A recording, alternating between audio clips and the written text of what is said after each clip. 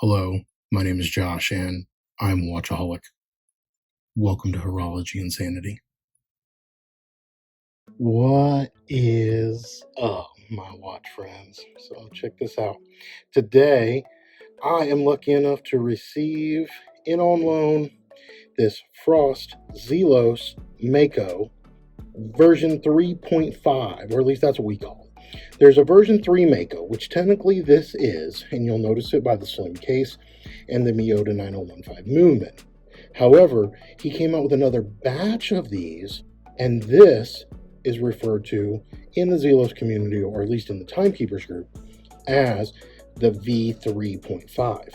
Now, what I want to do, for those of you who don't know, is compare it to my absolute favorite, the V3 Frost Mako.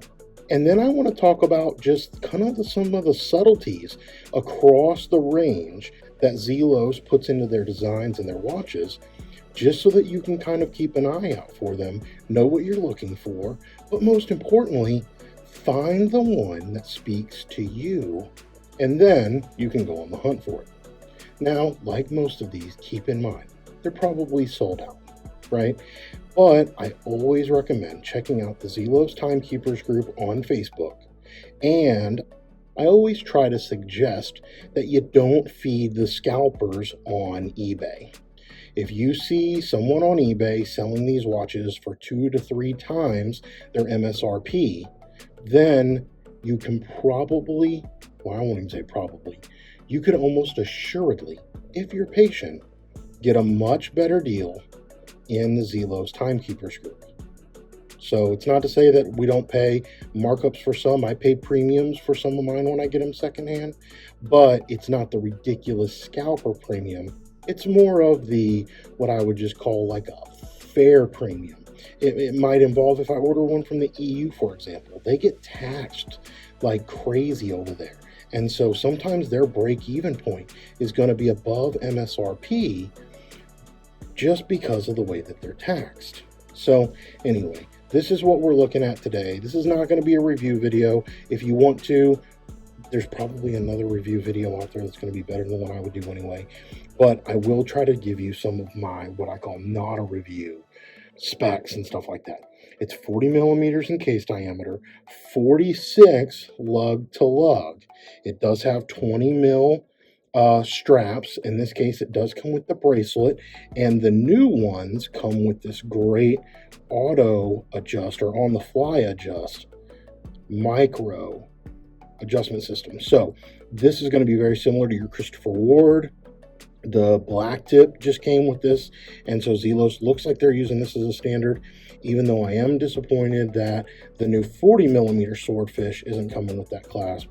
All the new Makos, the new black tip, and many others will going forward. So that's pretty cool. But here's what I want to do. Let's just set these right here for a second.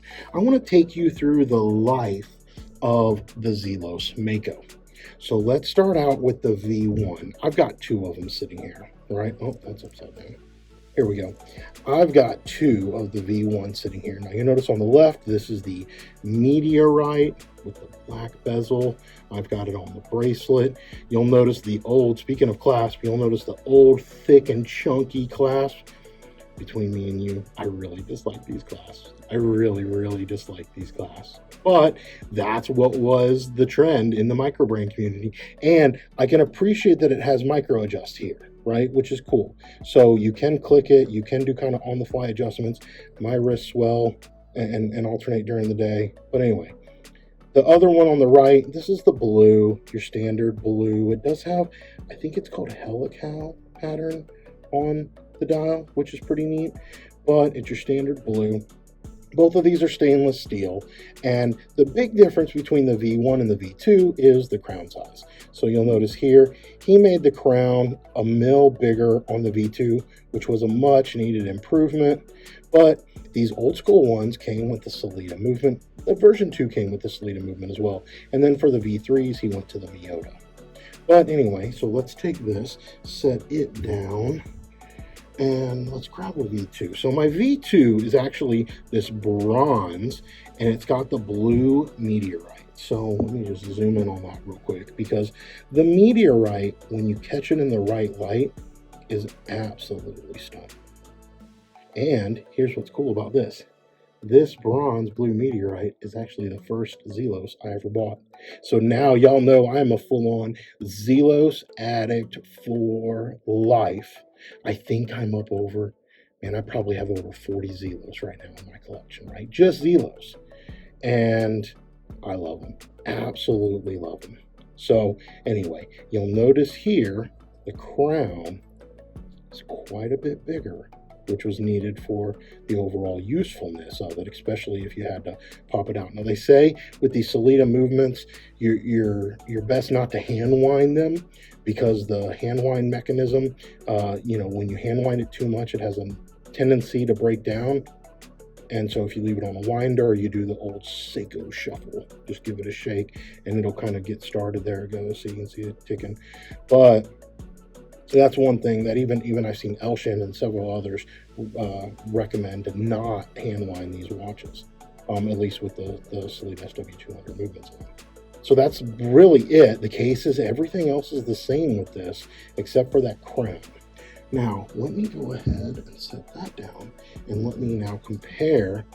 This is a version 3 bronze, and you'll notice it is the beautiful Burgundy dial. Now, the comparison between the V2 and the V3, man, there's a lot of changes in this. First and foremost, you'll notice on the dial, the indices at 12, 3, and 9 are different. Both of them have the date wheel, or the date at the 6 down there, but you'll also notice that the version 3 has a little loom pip, or a little loom partial indice underneath the date, which the original did not. But you'll see, I think the dial's a little bit cleaner on the V3. I like the improvements, and the biggest one, you'll see the crown is still good. It's a loomed crown. The biggest difference is in the case shape and the overall thickness of the watch. Now keep in mind that the V3 and the V3.5, he switched it over to the Miyota 9000 movement, which is Miyota's kind of top grade line of movements. It's a good movement, good Japanese movement. So anyway, here we have the Miyota 9015 movement, and the good thing about that is he was able to shave a couple of mil off the overall thickness of the watch, and I prefer that. I prefer a thinner watch. I think many of you do too. And so Elshin kind of listened to the feedback and came back at us, with these updates. Now, let me just keep these going. I got all these. Let me set these up here, okay? Because these are what I want to get to here in a second. The V3, if we continue to look at them, right, I've got some other variants. Here's the Teal with the stainless steel bezel. Here's the all meteorite. This was one of the first watches he came out with that had, in fact, I think it might have been the first with the meteorite bezel. And so now you'll notice that a lot of his stuff, he's doing carbon bezels, he's doing meteorite bezels, but this right here is the one that kind of started it all for him in that trajectory. But these are the same case, shape, everything else as that Burgundy one I just held up with the bronze case, but these are in stainless steel. And that bezel's off, which is going to drive me bananas. It's like as soon as you notice it. Yeah, bezel action, as you can tell, is absolutely amazing on these watches. Yep, there we go. All right. So we've got that. We've got them all spread out here. The last one I'll mention, he did do the V3 in partnership with Adamas, or Stitches and Buckles, the Adamas Terra with the Sodalite dial. And I've got the mother of pearl 40mm Swordfish coming in. I'm really curious to see how the mother of pearl compares or contrasts to the Sodalite dial. But there are other options out there as far as, again, same V3 case. Everything about this is the same except for that beautiful Sodalite dial. Let's get that one here. The other one I wanted to give you an eye for real quick, if you're looking for the Frost variants, he has many other watches with the Frost. Now, these Frost are also full loom. So let me just cut the lights real quick. And oh yeah, see, you can see loom. Oh, my loom monster in the background's going nuts. Big shout out to Jerry on that. But you can see that he has the frost dial, which are full lume, and he offers these in many other variants. Now, there are a couple of frost dials that are white that I think may not be full lume, so don't just assume that all white watches from Zelos are going to be the full lume. However, I may need to check on that before I quote that too definitively.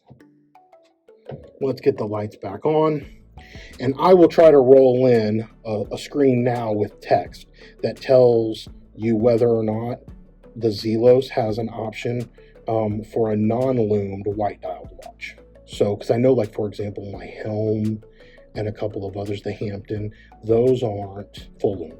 But I wanted to include the Swordfish here in the middle just to show you that there are other options and different aesthetics. Some people prefer the Swordfish, some people prefer the Mako.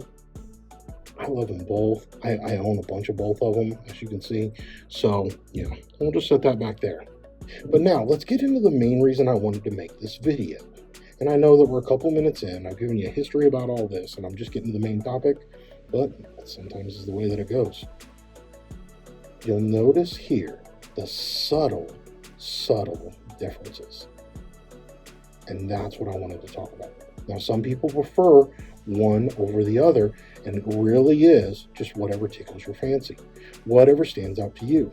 Me, you know that I love blue, and so this one is my favorite. In fact, this is one of my favorite Zelos of all my Zelos, which is pretty impressive, right? It's cool. I got the recommendation in the Timekeepers group to put it on this white Barton strap, and I really like it. But the little pop of blue is here what does it for me. Now, this watch is almost the same. You'll notice that it does not use the black indices, even though the new Sky Raider does have the black indices that kind of looks like this Mako right here. But in this case, he used regular indices with what I suspect is, well, no, let's turn it off again. I didn't look at the lume. Okay, yeah, no, it's C1. So you can see it's like the green style lume that just is so bright, and the indices and everything else pop up off of that dial, and the dial kind of is in like a cool blue. So that's a neat two-tone texture it gives you. But with this, you'll see that the main difference is the orange accent. Aside from the indices, it's the orange accent. So if you are a fan of orange, well, then you will enjoy this one probably a little bit more. So anyway, that's really what I want to get to go over today. Again, they're so small and subtle changes, but when you see them side by side, you know, you can probably determine which one's your favorite. So yeah, chime off down in the comments. Which one of these two do you prefer? What's your favorite color on a watch? So these are both, you know, white or full lume dials. There are a ton of other variants, as I've kind of shown you, with different dials, blues and greens, turquoise or teal, burgundy, meteorite. But of the white ones, which one do you prefer? All right, my friends, until we talk again, please remember what really matters. And if that's not watches, keep the insanity sane.